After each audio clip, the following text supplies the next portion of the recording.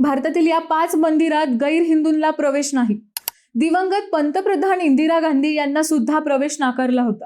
मंडळी, आपल्या देशात अनेक प्रसिद्ध मंदिरे आहेत, पण काही मंदिरांमध्ये आजही प्रवेशासाठी अत्यंत कडक धार्मिक नियम पाळले जातात। विशेष म्हणजे काही ठिकाणी पंतप्रधानांपासून प्रसिद्ध कलाकारांपर्यंत अनेकांना प्रवेश नाकारण्यात आला आहे।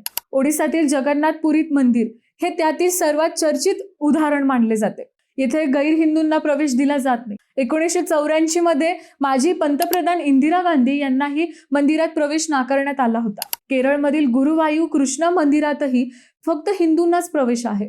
प्रसिद्ध गायक के.जे. येसुदास हे ख्रिश्चन असल्यामुळे त्यांनाही मंदिरात प्रवेश मिळाला नव्हता।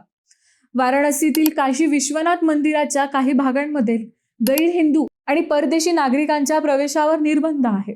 तसेच तामिळनाडूमधील कामाक्षी अम्मन मंदिर आणि कपालेश्वर मंदिरातही मुख्य गाभाऱ्यात प्रवेशासाठी धार्मिक नियम पाळले जातात। या मंदिरांच्या व्यवस्थापनेनुसार शेकडो वर्षांपासून चालत आलेल्या परंपरा आणि धार्मिक नियम जपण्यासाठी हे निर्बंध लागू आहेत।